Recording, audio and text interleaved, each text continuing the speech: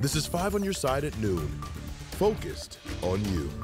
Day 5 of a heat advisory and weather impact alert as we begin our news at noon. Temperatures have already hit 90, but it will feel more like the triple digits today. The good news is relief is on the way. Thanks for being here at noon. I'm Kay Quinn.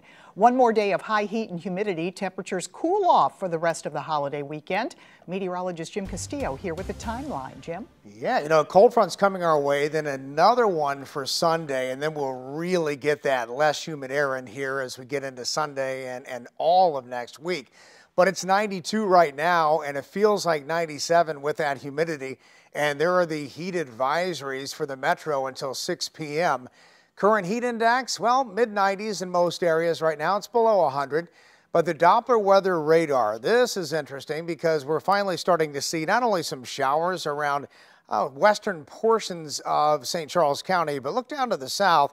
Some heavier storms are beginning to develop, and this is what we'll watch as we head throughout the daytime. These are bubbling northward along Interstate 55 there in St. Genevieve County, near St. Genevieve, and also approaching Prairie to Rocher. Probably starting to hear a little bit of that lightning, or hear the thunder, and seeing a little bit of lightning to the south there if you're in Bloomsdale. So get ready for some heavy downpours there. We'll talk about our forecast.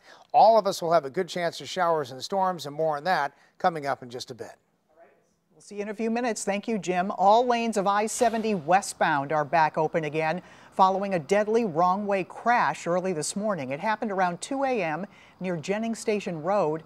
The Missouri Highway Patrol says a vehicle driving eastbound in the westbound lanes struck another vehicle head-on. The driver of the vehicle that was struck, Latricia Robinson, died. The wrong-way driver suffered serious injuries. This afternoon, crews continue to flush the sewers of any additional flammable material near the Procter & Gamble plant in North St. Louis. This all follows multiple explosions near the campus yesterday. According to officials, an unknown flammable material in the sewers caused an initial explosion around 12:45. Several others followed. The plant was immediately evacuated. We're flushing about a 4 square block area, but we have to be concerned with how we flush it because some of the sewer systems run directly into the treatment plant. And if some of these products get into there, it messes up how they treat the raw sewage. So it's been a dry couple weeks. All the sewers are dry, so whatever was dumped into the sewers collected and causes explosions.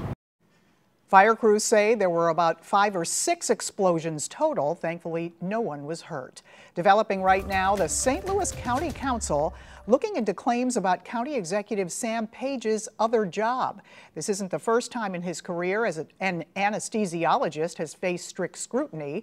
Our Laura Barczewski shows us some of the questions about his work at St. Louis University Hospital.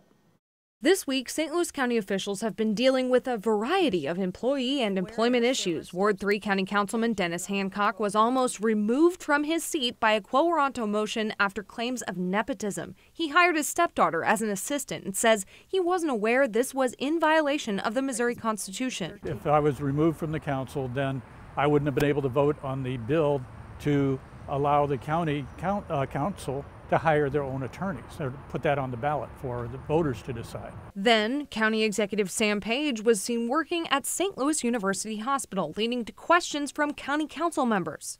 On Tuesday afternoon, the county executive's office released a statement that said I was being a distraction and I should resign. Well, that's not going to happen. And if anybody's being a distraction at this point, it's the county executive. A statement from Page's office says he volunteers there a few hours a week. Quote, he is passionate about giving back and using his skills and experience to help medical students. Council Chairwoman Shalonda Webb says these secondary work accusations are alarming and if true are a betrayal of public trust. She said in a statement, quote, that's why I'm reestablishing the ethics committee immediately because people deserve answers and they deserve them now. Hancock says he agrees with the move and as a council they'll use the tools at their disposal to get those answers, like the ability to subpoena information. There apparently are some records that he's been receiving reimbursements from Medicaid. So if he's not working, if he's volunteering, why is he submitting for reimbursement from Medicaid? Laura Barczewski, 5 on your side. Page's office also said in a statement he and his policy team are working on a proposal that would allow St. Louis County employees to take time off to volunteer. We now know how much ongoing cleanup at the Westlake landfill is going to cost. Last night, the EPA held a community meeting in Bridgeton and told members the price tag would be as high as $392 million. That's more than the original estimate of $229 million. The landfill contains thousands of pounds of nuclear waste from bomb making during World War II. Large amounts of dead fish are washing up at Creve Coeur Lake Memorial Park, and it's all because of a scientific study. The U.S. Fish and Wildlife Service, along with the U.S. Geological Survey, are conducting tests of invasive carp at the lake.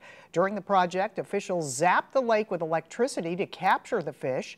The shocks, combined with the severe heat, led to the recent uptick in fish deaths. Vice President Kamala Harris gives her first interview since she became the Democratic Party's presidential nominee. Coming up, some key takeaways from that interview. Plus, former President Trump back on the move ahead the group he's scheduled to speak with tonight.